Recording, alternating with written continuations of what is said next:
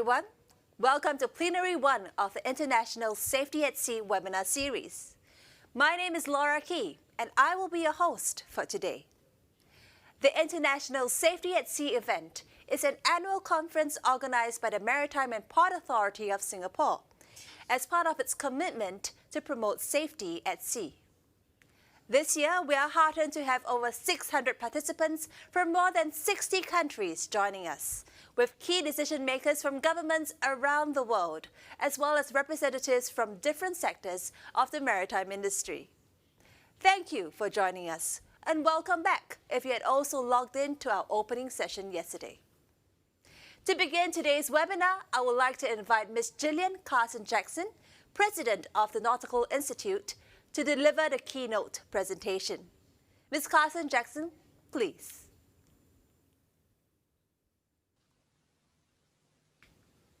The maritime industry is known for its resilience, its initiative, and innovation. The dedication and effort shown by seafarers during the past months of the global pandemic has stretched these qualities to their limit. The effects of the pandemic are widespread, from the seafarers on board unable to get home to those ashore that are unable to join their ships.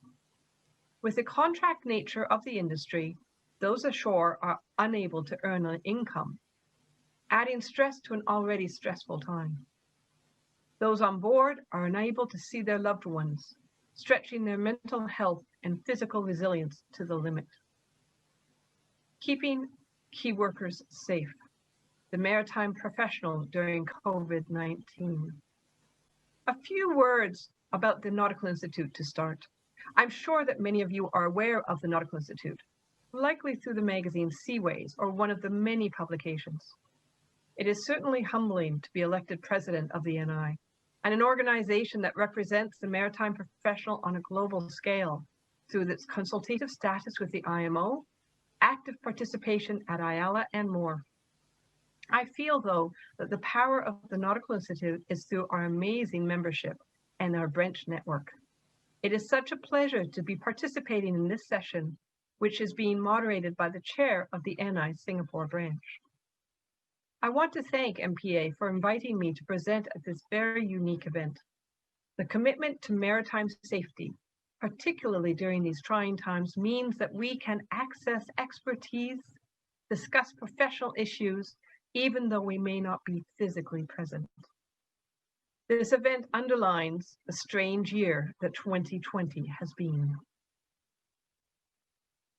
In Australia, we welcomed 2020 with fire. My New Year's Day walk was surreal, involving a P2 mask which I'd never even heard of before. The eerie red sky and the grass that crunched underfoot with a sound reminiscent of the crisp snow of my childhood.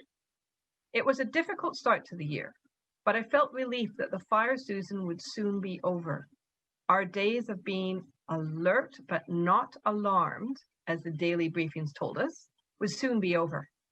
I would be able to unpack my emergency bag, take the towels out from under the doors that were meant to let air through, not keep smoke out, and consider what the new year of this new decade would provide.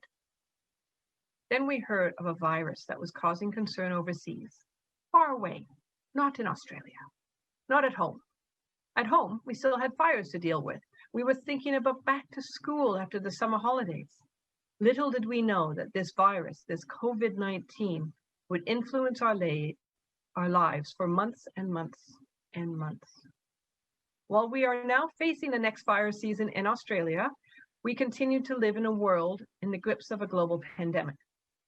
A pandemic that has severe repercussions on our societies, our economic models, and our vision of normal.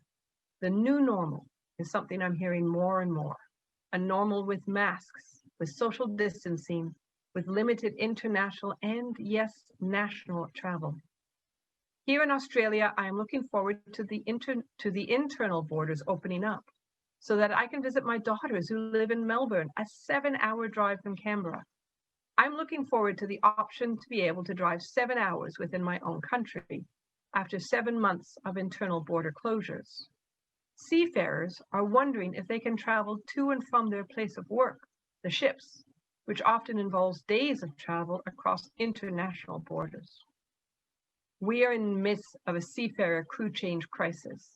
This is not an evolving matter, as we may have heard in some recent news releases, but a fully evolved situation affecting an estimated 400,000 seafarers.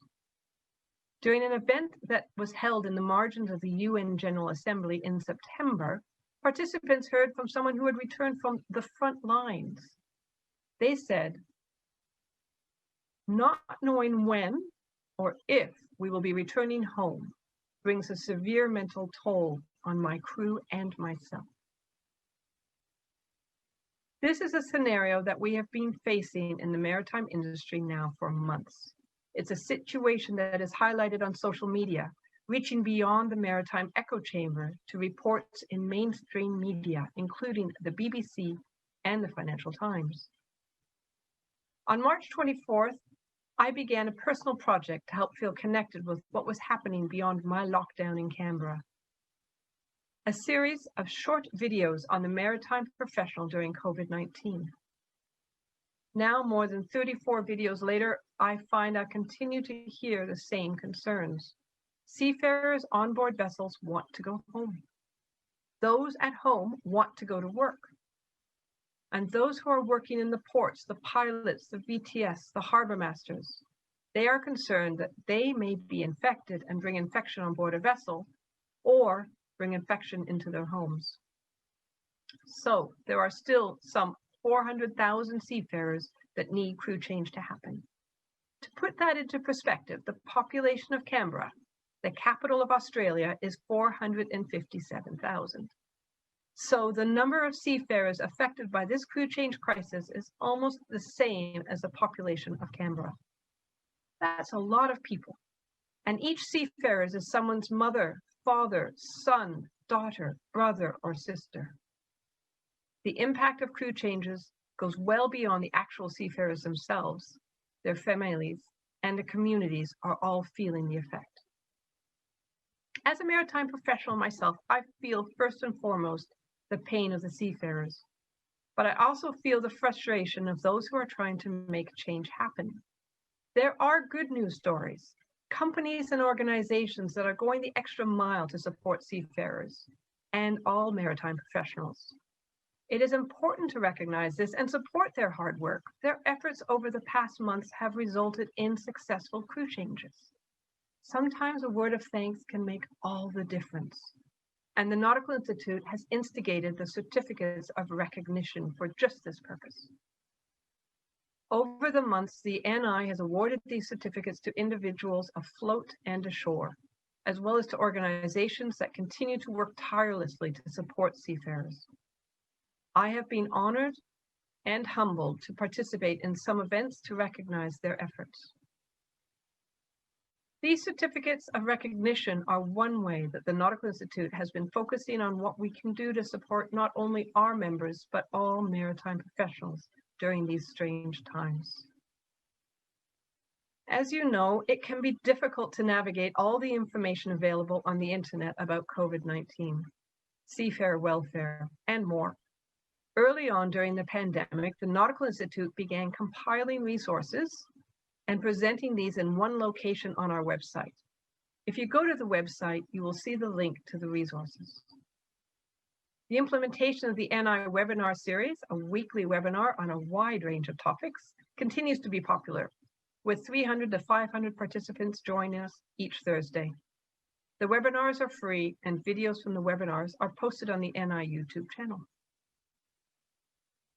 The NI has always provided short courses to support maritime professionals, and these continue to be available, but now through online learning tools rather than the in-person.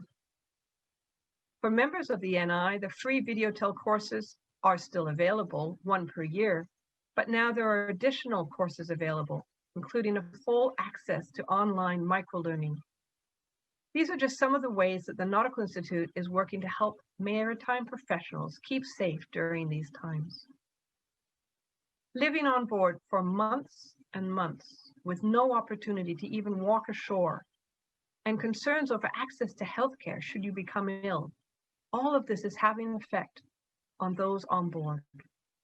Maritime professionals are practical, resilient, and hardworking, but this can be stretched to its limits with the uncertainties around crew change. The Seafarer Happiness Index for Q3 2020 included some telling quotes of life on board. One very practical quote, "I'm getting my head down, getting things done, try not to think about too many things I cannot control." And I expect many of us can relate to, life during COVID is hell. The mental stress and uncertainty and the constant routine of the days is leading to fatigue. We already know that fatigue is an issue at sea. Project Martha highlighted that long-term fatigue may cause health disorders, persists over time, and can significantly affect behavior and well-being with an increased likelihood of conflict. We now have a situation where already fatigued crews are being required to work well beyond their contracts. They are doing this, but at what cost to them or to their colleagues, to their families? In my short video series, I've always asked for tips and hints on how to stay healthy and happy. And these are all pointing to being connected, both on board and with family and friends ashore. To not dwelling on the news, getting some fresh air every day, keeping physically active, keeping your mind active through games, puzzles, and books. In addition, there is peer support and taking that moment to ask, are you okay? Knowing that there is help available. The work of iSwan with the Seafarers Helpline, the implementation of the IMO Seafarer Crisis Action Team, and the digital chaplaincy service implemented by the Mission to Seafarers are just some of the examples of the help that is being provided to seafarers. So what is the new normal? What are the new paradigms to help seafarers cope during a pandemic? Looking to the future, what can we learn from the months of supporting maritime professionals during COVID-19? There are opportunities to learn and grow from adversity. In this session, you will hear from those who are working hard to support seafarers, those who are working to find solutions to the difficult scenarios being faced not only during the days of the pandemic, but those that will also be faced well beyond the end of 2020. I wish you a successful session, and I look forward to the discussions on practical, workable solutions to support a sustainable and vibrant maritime industry. Thank you. Thank you, Ms. Carson Jackson, for setting the stage for our panel discussion next on mental health and wellness, helping seafarers cope better during a pandemic. Ladies and gentlemen, before we begin, please note that you can click on the Q&A button at the bottom of your screen to pose questions to our panelists. It is now my pleasure to introduce our moderator today, Captain Yves van den Born, Honorary President of the Nautical Institute, Singapore Branch. Joining him on the panel, we have Mr. Rene Pugh Peterson, Managing Director of AP Moller Singapore Private Limited. Mr. Nick Potter, General Manager, Asia Pacific Middle East, Shipping and Maritime, Shell. And Pastor To Soon Kok, Port Chaplain at the Mission to Seafarers, Singapore. Captain Yves, the stage is yours. Thank you so much, Laura, and good morning, ladies and gentlemen. Thank you so much for tuning in to this panel. I think Gillian put her keynote was really interesting, and she put the stage very well for this discussion. Well-being with seafarers has been a problem for quite some time. Even when I look at it from a club perspective, we have seen an increase in illness claims that are related to the well-being of seafarers. But somehow there has always been a stigma talking about well-being. People were always afraid to speak up, to say that something is wrong. And I think what COVID-19 has done now this year has really put a spotlight on the well-being of seafarers, not just seafarers, but anybody worldwide, and has really assisted in helping the to lift a little bit at least the stigma that there is to talk about it. And I think that is a really good item. Crew changes are a difficult topic and are not easy. And I think a lot more has been done worldwide that sometimes seafarers are thinking. I think communication is an issue, and very often seafarers are not really aware of what is actually happening ashore in order to try and assist them. Of course, over 400,000 seafarers are still stuck at sea and they're still waiting for their crew change to happen. That's still a very big number. But what we could hear yesterday in the opening session, a lot is being done. And certainly, for example, here in Singapore, the MPA is really pushing hard to get the number of daily crew changes back up to the normal numbers that they used to have prior to the pandemic. One of the recent comments that I heard from a seafarer in one of the online surveys that was done is that they were blaming the company to use COVID as a reason to delay crew changes. And I think that's really an indication of missing communication, actually. I'm sure that the company is not going to be using COVID as a reason to delay a crew change. I would be really disappointed if any company does that. So for me, it really means there is not sufficient information that is going to the seafarers to let them know about everything that is being done for them. And we'll be talking about some of the measures that can be taken by owners and charterers to improve that communication during this session. I also believe that the general public is not sufficiently aware of the importance of seafarers in their daily lives. We continue going to the supermarket, we continue getting our food, everything that we need, without properly realizing who actually puts it there.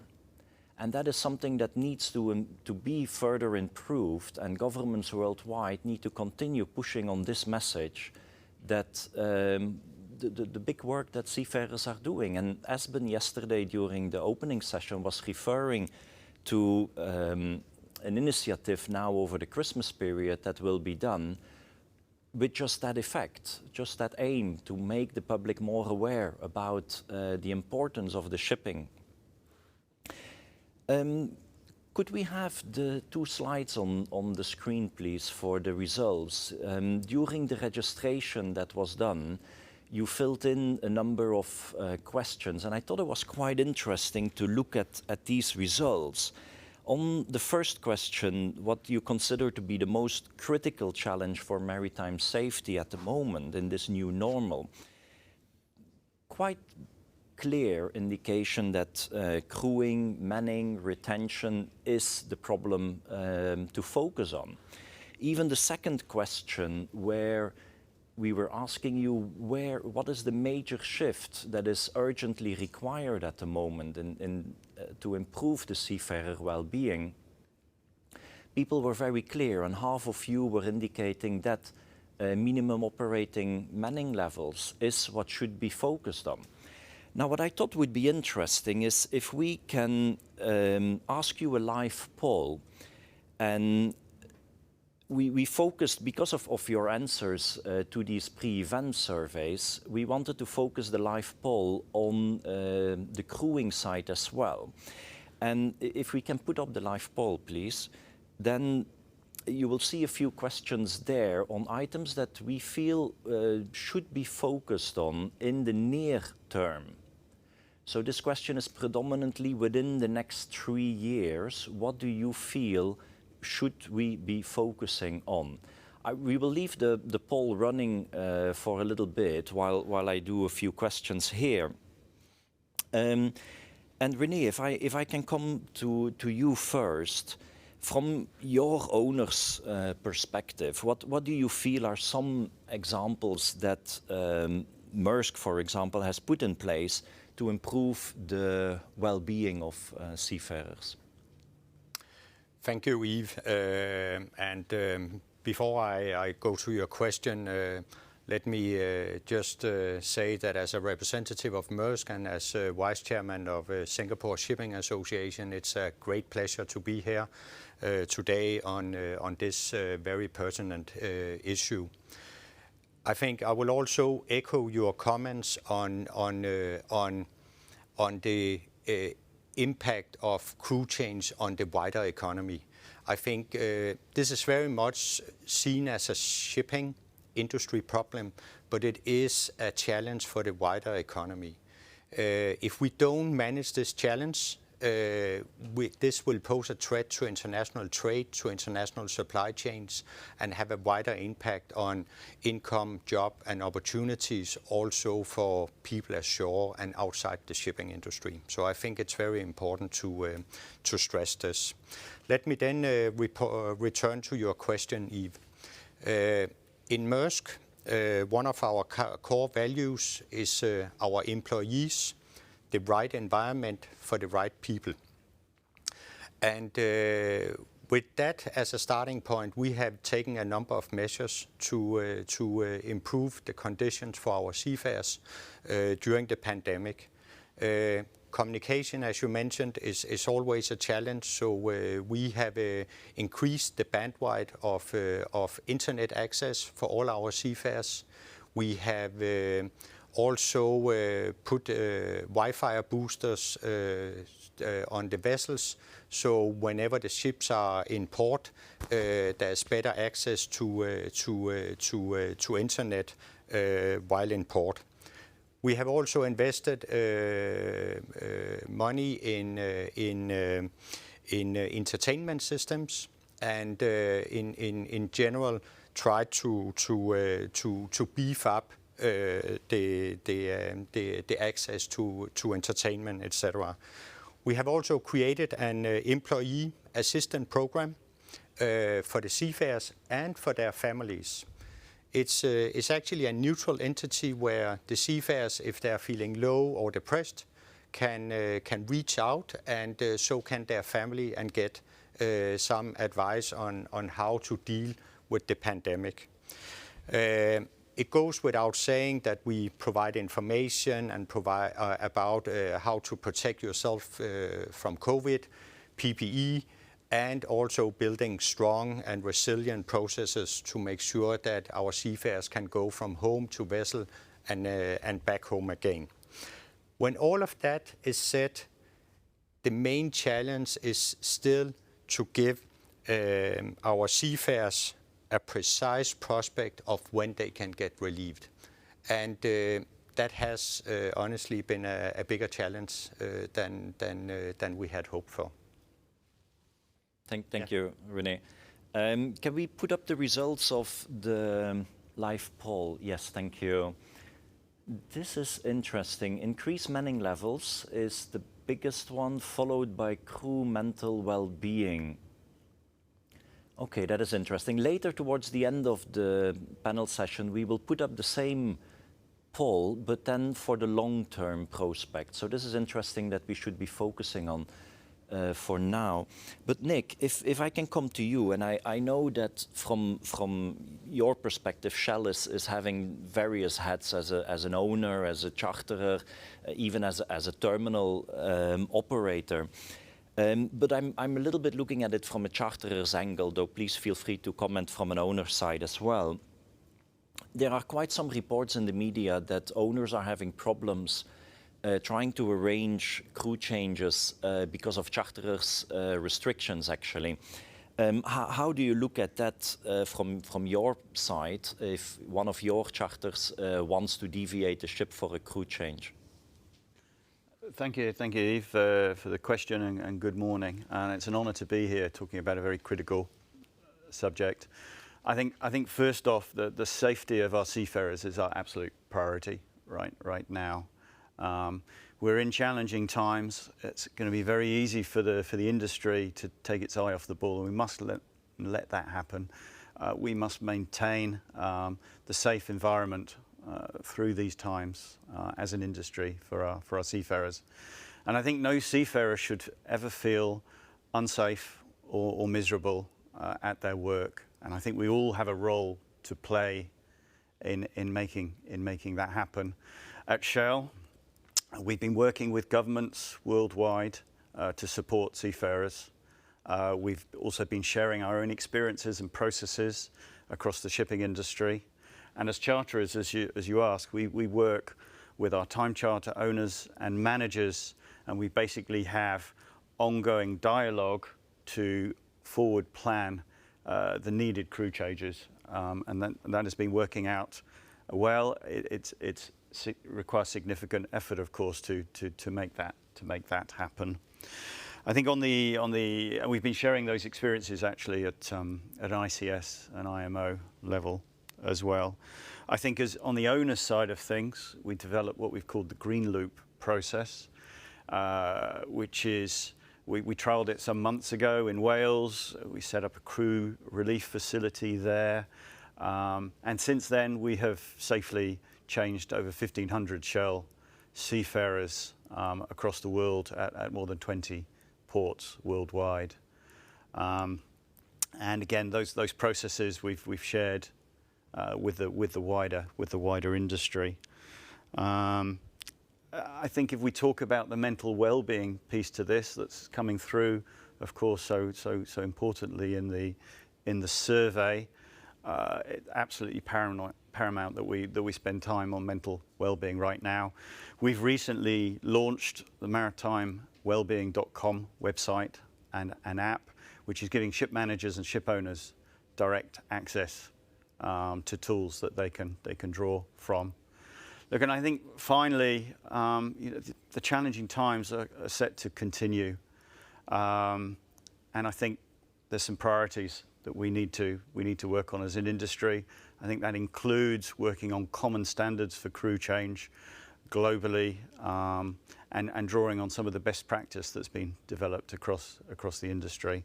But finally, in terms of continuity of operations, it's been quite amazing how that's happened. And building on René's point earlier, we're deeply in gratitude to the Seafarers and their support organisations ashore for keeping energy flowing globally, and the criticality of that, for which we're deeply thankful.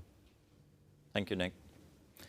Pastor To, if I can come to you, of course, from your perspective, you and your colleagues at Mission to Seafarers, you are directly in touch with the seafarers. You are going on board. You hear directly from them the hardship that they are going through. Can you comment a little bit on the examples that you hear from the seafarers and some of the solutions that the mission has available for this? Before I go on to comment, I just want to thank MPA for having me. I think Gillian has painted to us in great details the challenges and the hardships seafarers face during this pandemic in her opening address. Seafarers fighting fatigue with overdue contracts. Those who are waiting at home are facing financial difficulty while waiting to go on board the ships to work. And indeed, this is a difficult period, and these are no different from what we hear directly from seafarers on board the ships. With the implementation of social distancing and the staggered meal time and all that, my colleagues around the world and I are seeing more intense isolation during this pandemic that seafarers faces.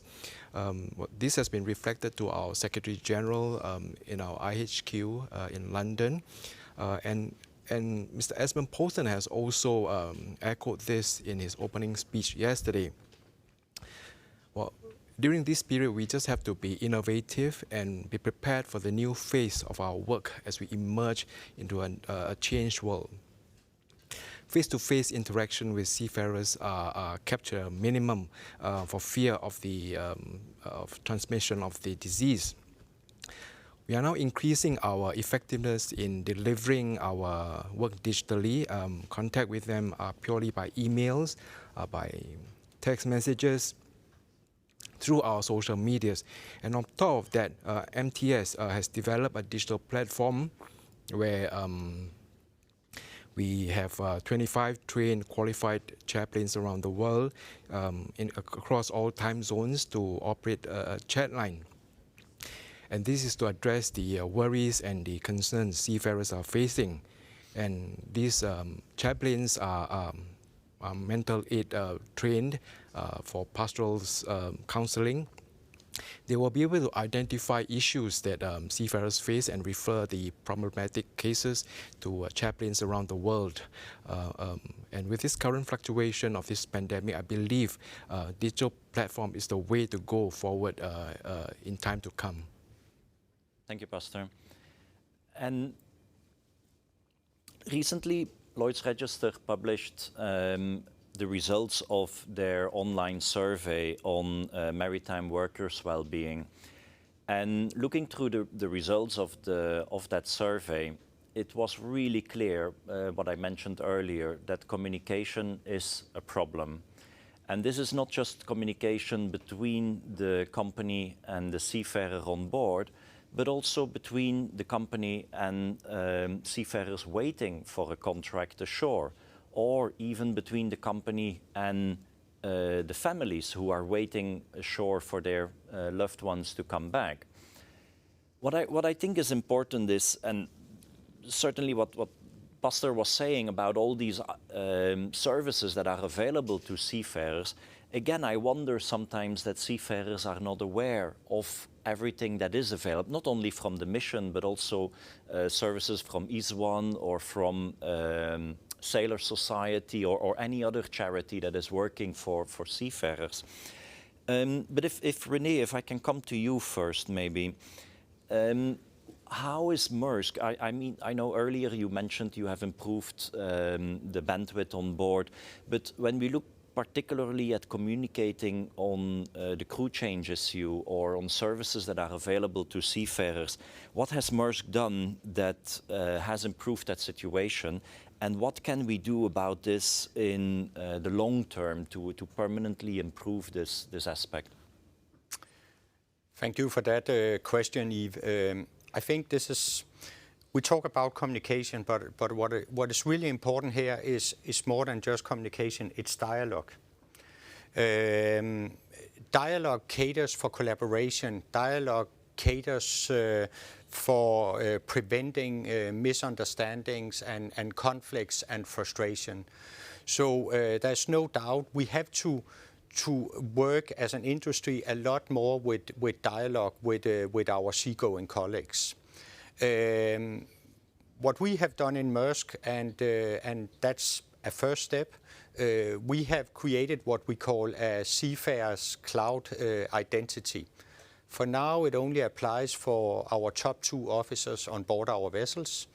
This identity gives them access to the Maersk intranet, to the dialogue forums, to information, to discussion chats, at the same level as any other onshore employee in Maersk. In a perfect world and over time, hopefully we can roll that out to all our seafarers, but at least we do it with our top 2 officers for now, and then they also have a task in communicating with their colleagues on the vessel. But I think, as Pastor Toe mentioned, it doesn't always have to be something very expensive, very advanced, high-tech.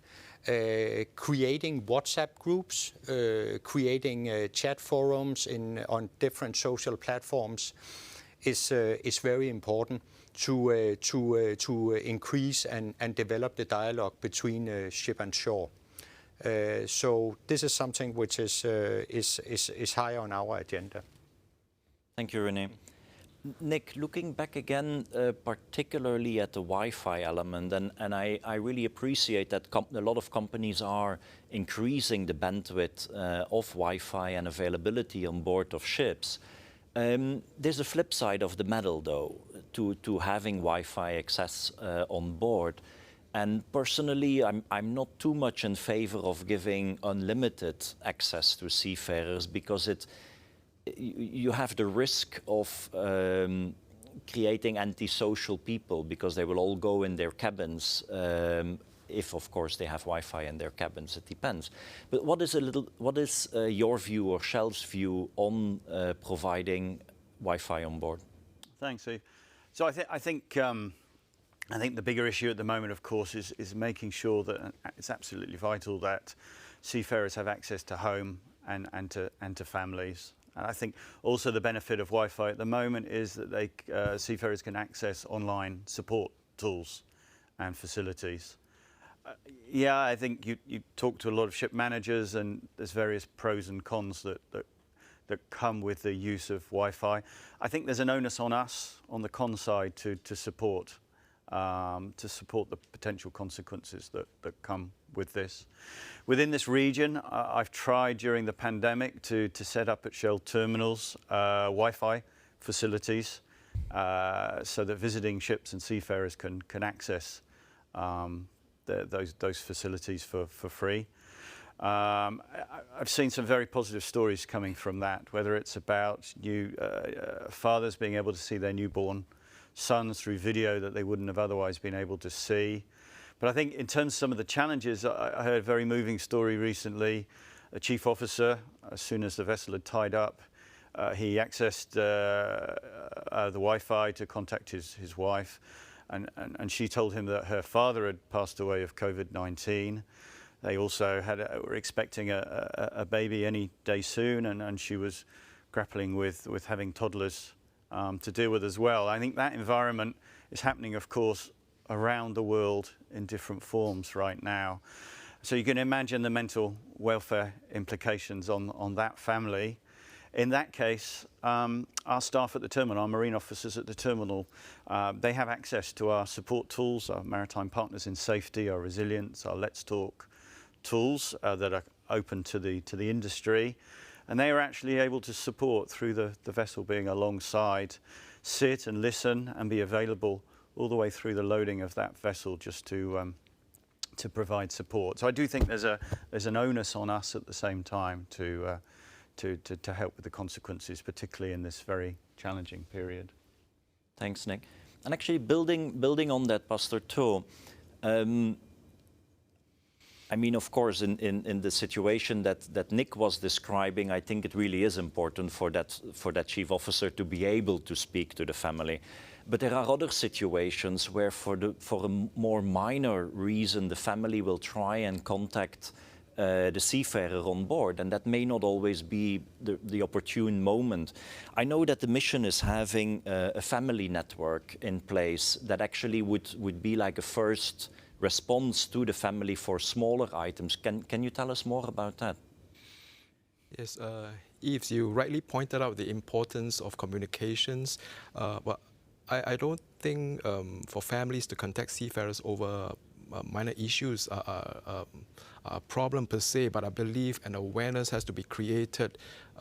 Some form of an education has to be imparted to manage this. And this is what our colleagues from the Mission to Seafarers Filipino Family Network is doing. And we have set up chapters in various provinces in Philippines to effectively cast our nets wider. And we have launched a program called We Care to help educate seafarers as well as their families. And the training covers responsible conversation or communications, teaching them to think about carefully sharing the things that happen at home, which the seafarers can do nothing about when they are at sea.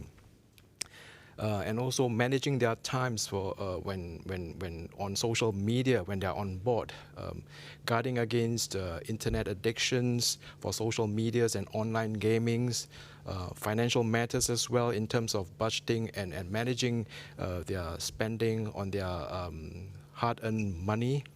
And with the increase in online scamming, educating them, their families to guard against online scammers is also essential. These are just some of the issues families of seafarers face which must not be overlooked. And in their absence from home, I believe seafarers will feel better. They will feel much at peace if they are aware that someone at home is being looked after when they're out at sea. Thank you, Pastor Tu. I think that's a really good initiative actually that is being done, and I really hope that seafarers are going to take advantage of that service. I wanted to have a thought about ergonomics, actually, the ship designs. We know that ships are being designed to be more efficient, to have better fuel efficiency, to have higher cargo capacity. And somewhere in the process, I feel that the accommodation of the ships is being neglected. Either nothing much is being done, or even the accommodation size is being reduced on board of ships. One of the companies based here in Singapore, I know, is actively working on increasing the recreational facilities, the comfort level of their ships and the accommodation. I think that is a really good initiative. And I do wish more people would actually do it. And we had a question that came in as well on how we can improve these recreational facilities on board of ships, and at the same time maybe look at minimizing some of the non-essential jobs that are on board. And René, if I can put this question to you, what is Maersk doing to improve accommodation or recreational facilities on board? Thank you, Yves. And thank you for the question. I don't know whether I'm the right one to answer it. I think we are in container ships. We have quite a lot of larger container vessels, but we also have smaller container vessels, of course. And in general, when we ask our crews, this is not a very important issue. But that said, it's something we are very focused on and concerned about. Some of the things we have done is that it sounds like a small thing, but for instance, we have carpets in all our accommodations versus cemented floor in many vessels. We have attached toilets on most of our vessels to the rooms. We have small thing again. We put some art on the walls to give it a more a cozy feel. We have dedicated gyms with treadmills, bikes, etc. So our seagoing colleagues can get some proper exercise. And we also provide some quarterly funds to each vessels that can be spent on different things that the crew finds of important. But as said, except for a rare occasion where aircon breaks down, and myself, I'm a resident of Singapore, knowing that that's almost the worst thing that can happen, that your aircon is breaking down. I fully understand that people are not happy about that, but otherwise we actually don't get too many complaints on accommodation. Thank you, René. Let's look a little bit at the bigger picture here and towards the long-term sustainability of the maritime industry. Already for some time, I think the maritime industry did not really have a good image to the bigger public. There has been quite a lot of discrimination of seafarers, criminalization, and now with the lower manning levels on board of ships, it becomes harder and harder to convince young seafarers to take up the profession and go to sea. I think this is a concern. And certainly now, with COVID and all the problems surrounding the crew change, this is only being emphasized more. I'm wondering, René, if I can come back again to you, are we having a problem with the next generation of seafarers? And if so, what is Maersk doing, or what can we do on this to make sure that we continue having seafarers? Thank you, Yves. I think this is basically an industry challenge. Recruiting to shipping has been high on the agenda for decades. I think international organizations like ICS, many national ship owners associations have done a great work in promoting a career at sea. Here in Singapore, the Singapore Maritime Foundation, the Singapore Shipping Association, in collaboration with the unions SMOU and SOS, is doing a great job in promoting careers at sea. What we do in Maersk is that we connect and collaborate with maritime schools around the world. And here we have the opportunity to reach out, have a dialogue with shipping cadets, and tell them what opportunities we can offer them.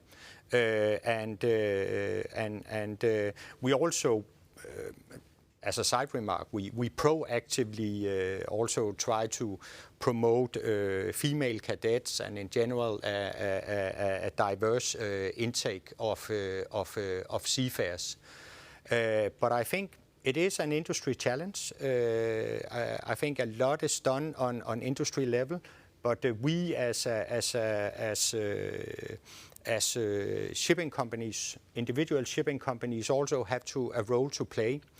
And if I can go back to the beginning, I think if we want to attract the right talent in the future, we need to focus also on welfare and well-being. That's a big part of it. Otherwise, we will not be able to attract the right talent. And it's at one end of the spectrum, it's avoid bullying and harassment, goes without saying, can never be accepted.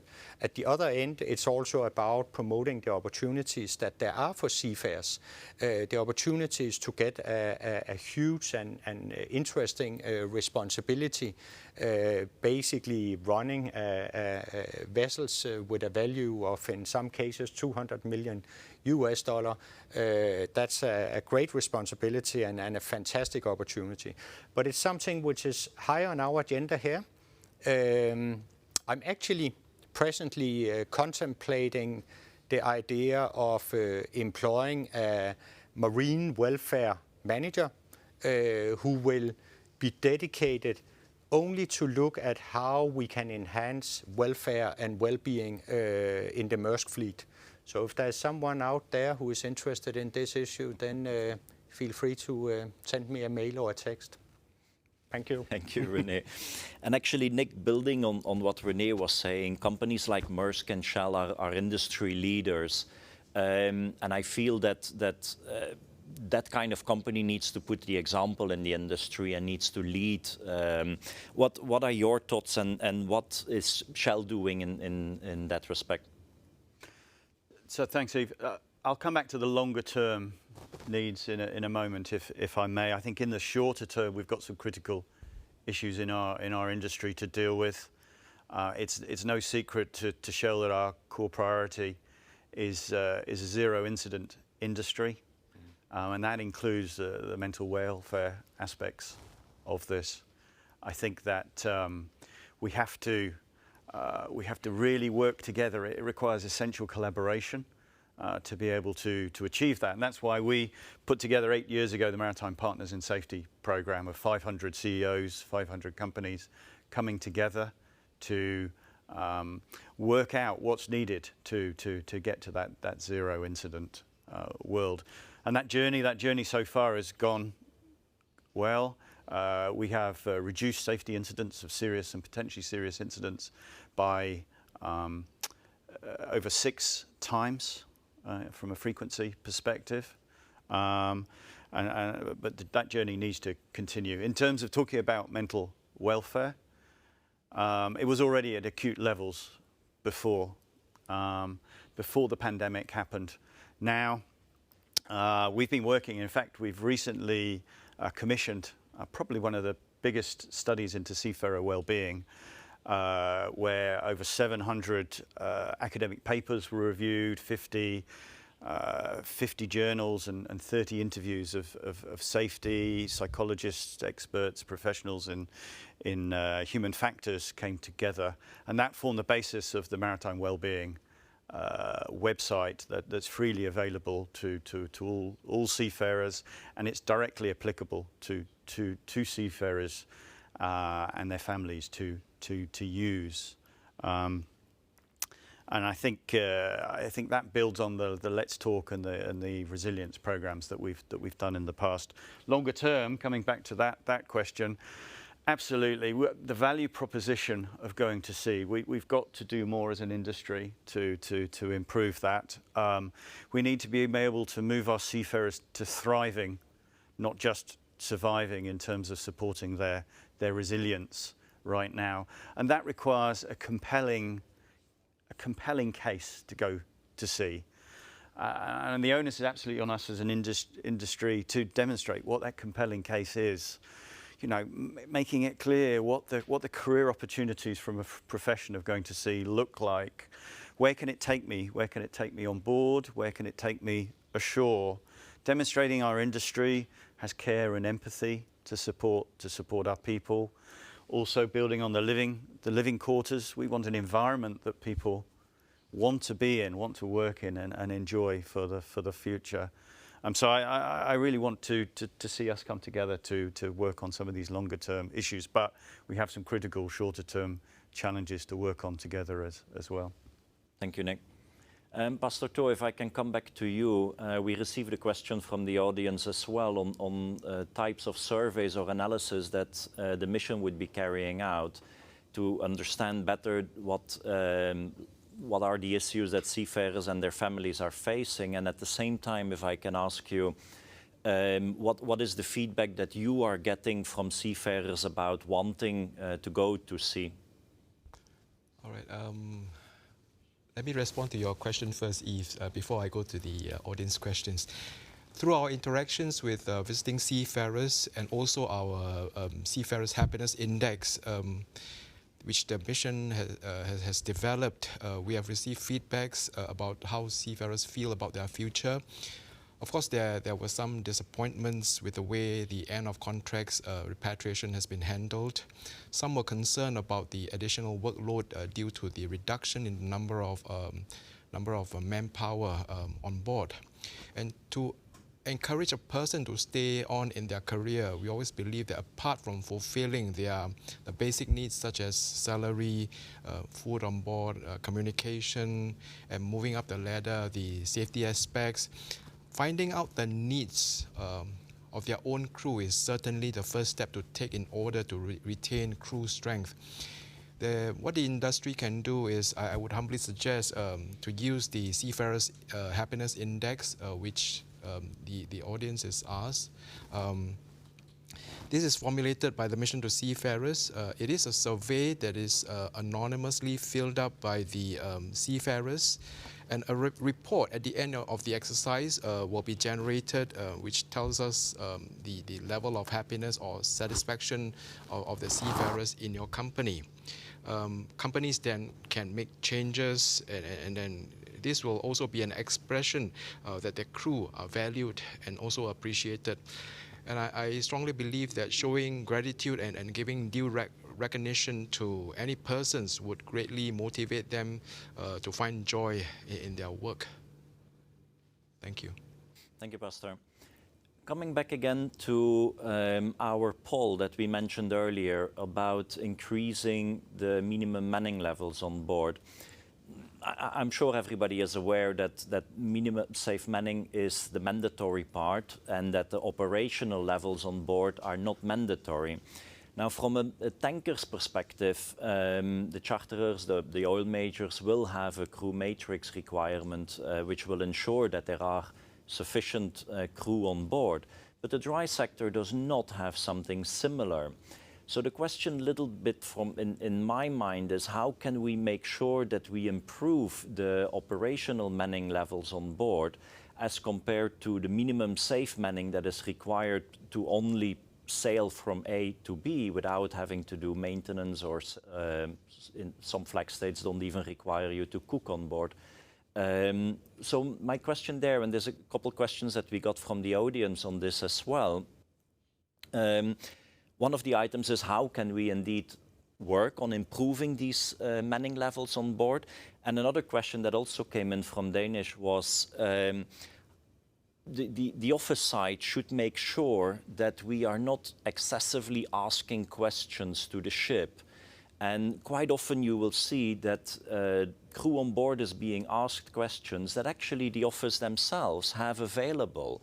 And I'm just wondering, and I'm putting this both to you, Renee and Nick, is that something that the office side is, for example, keeping track of? How many questions, how much time is the captain or the mates on board, are they spending on communication? So 2 questions on operational manning levels and on admin burden on board. Renee? Yeah, let me start with the admin burden. I think this is something which for years has been very high on our agenda.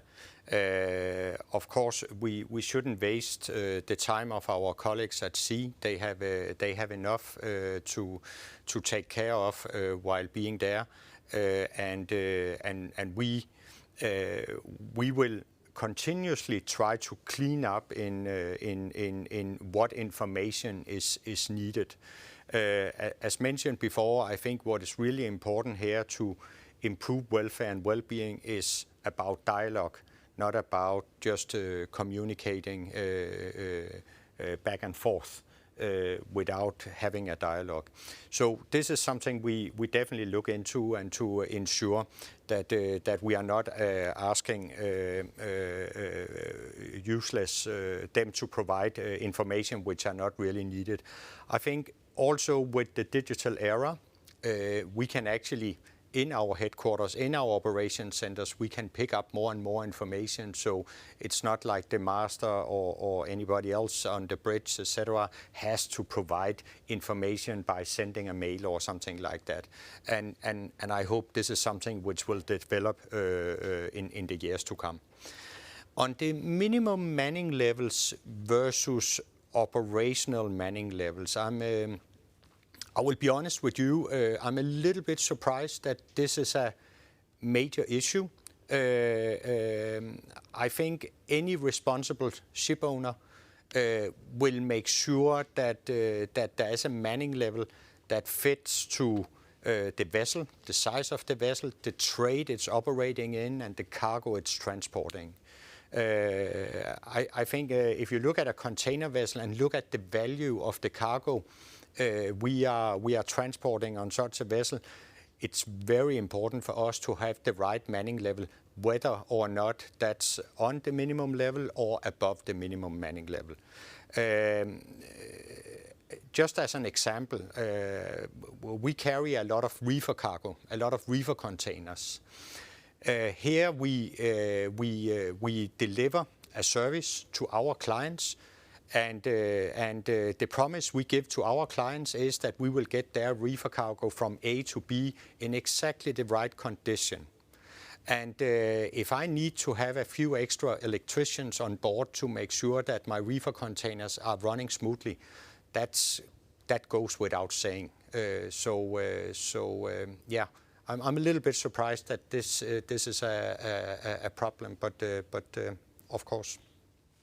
Thank you, Renee. I think the problem sometimes also comes from some sectors of the market that are not doing so well, and the charter rates are rock bottom at the moment, so it'll be more difficult for those operators to put additional crew on board if the push is not there for them. Nick, your thoughts on this? Yeah, thanks, Steve. I think in terms of the minimum safe manning, Shell's got fairly well understood assurance requirements through the OCIMF processes, and of course that includes a crew matrix requirements as well. But I do think that the larger issue, I mean, it's about driving this zero incident industry for me. And I have very strong views personally that this needs to start with us as leaders of the industry.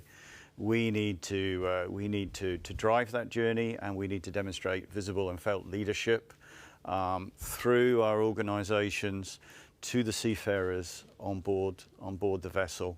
And I think that involves listening, demonstrating care and empathy for our seafarers. And in fact, through listening, I've found feedback such as the high comms levels, and I've been able to feed that back to the relevant teams, either in our time charter owner companies or within our organisation, so that we can learn and get that feedback. And how I do that is I go on board the vessels. Certainly before the pandemic, I was able to regularly visit not just our own vessels, but time charter vessels as well, and be able to spend time sitting with the crew, hearing from them, listening to them on their concerns, but also being able to share some of my leadership priorities and thoughts on how we can help.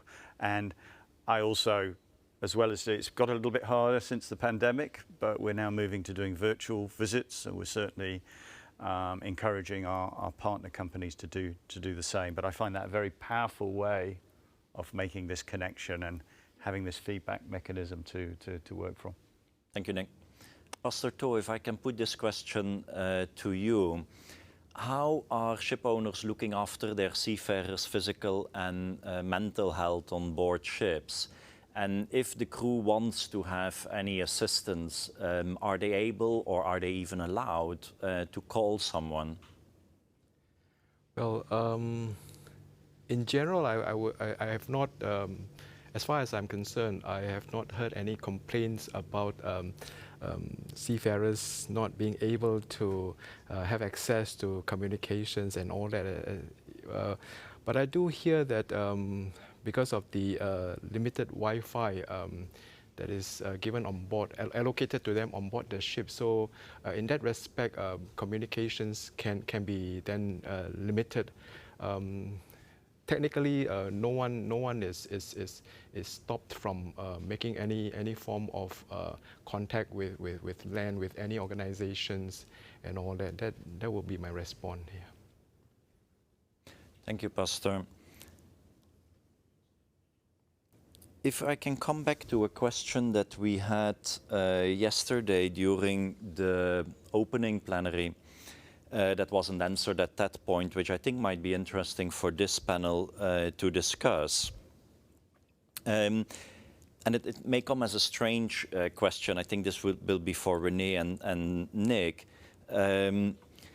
We often talk about seafarers' welfare on board, and then we have seafarers that are on leave in between contracts that are ashore. Is there an obligation of what should the company be doing to those seafarers that are on leave? And of course, I know that there is a difference there between crew that is on a permanent contract, permanently employed by a company, or crew that is purely on a voyage contract. So there might not be a real answer that works across the whole spectrum.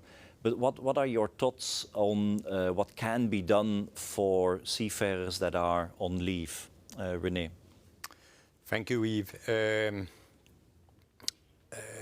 Early on, I mentioned the sea cloud or Seafarer cloud identity we have created for our top 2 officers on board our vessels. It's a way of having access to our intranet and as mentioned, stay connected in the dialogue forums, in the information flow, etc. This is accessible for those seafarers not only when they're on board their vessel and working, they will also have access to this when they are on leave.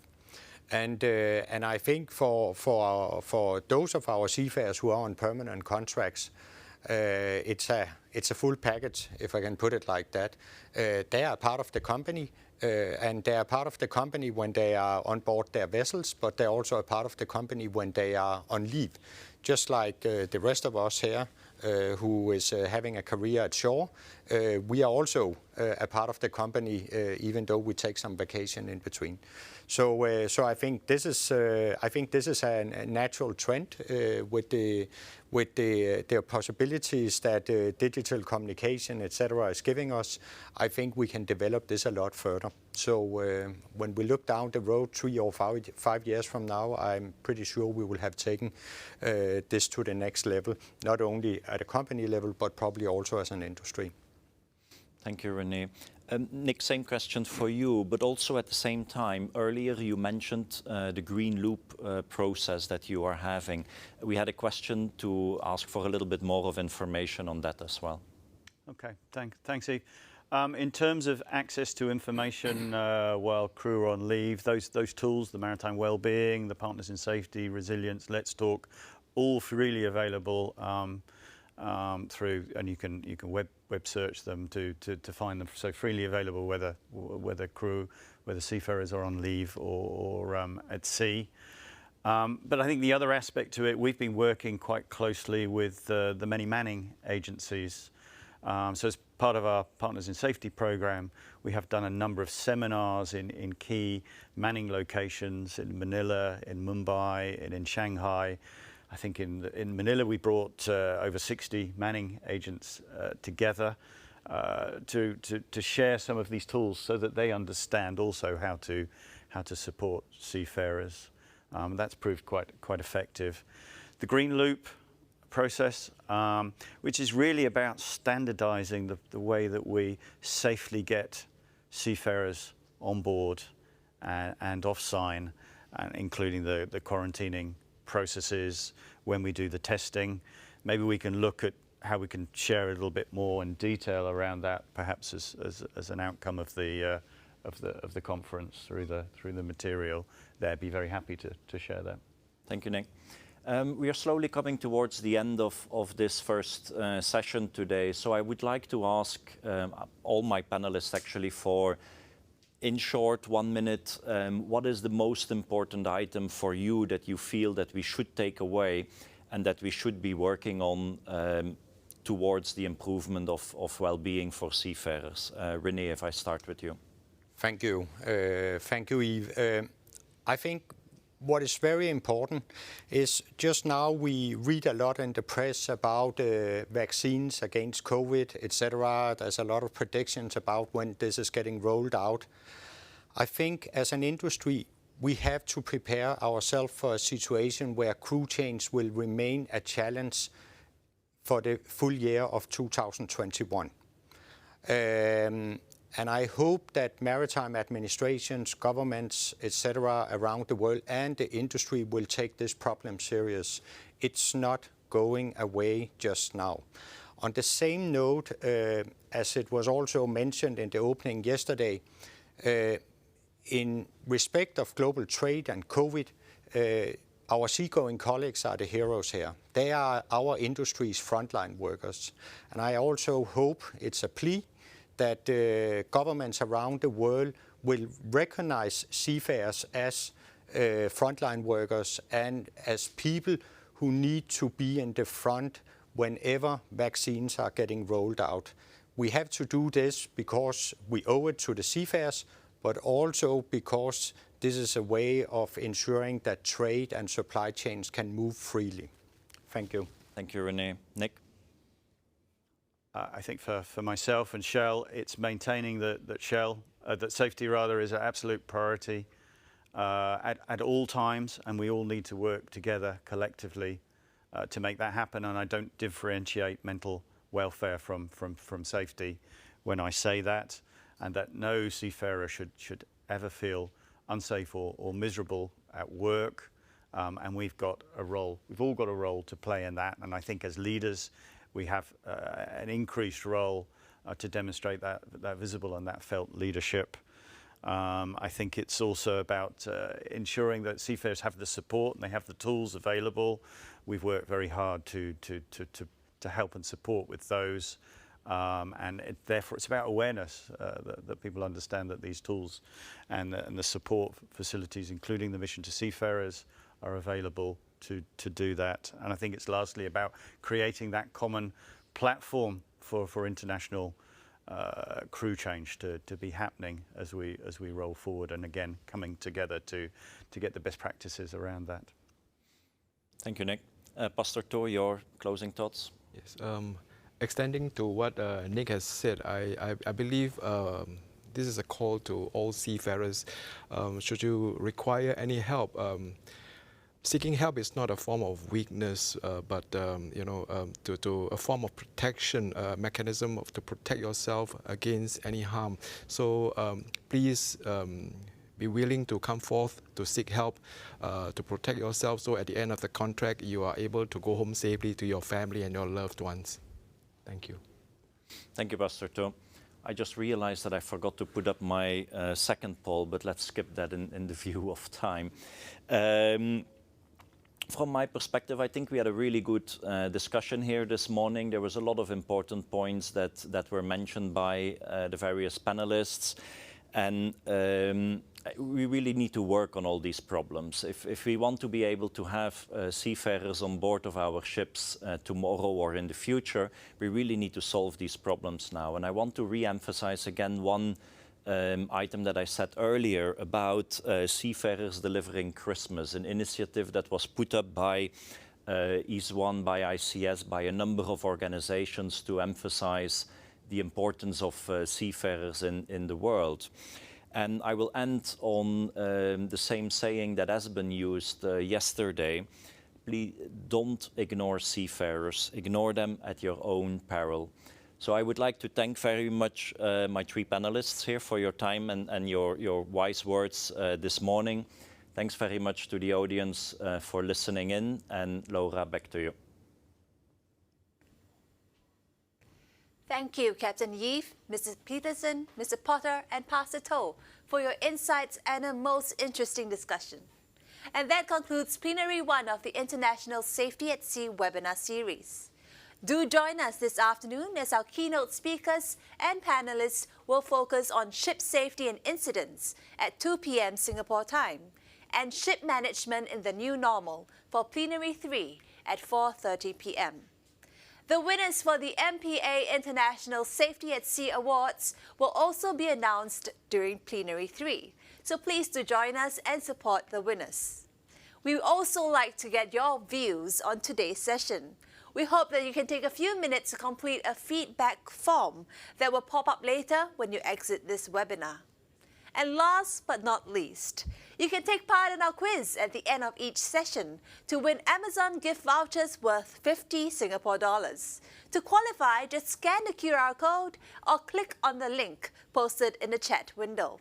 Answer all the questions correctly and you could be one of 3 lucky winners randomly drawn per session. Winners will be notified by email, and if you are not based in Singapore, you will receive an equivalent USD value for the Amazon gift voucher. Good luck! And on that note, thank you for joining us, and we look forward to seeing you again at 2 p.m. for our next plenary session. Goodbye!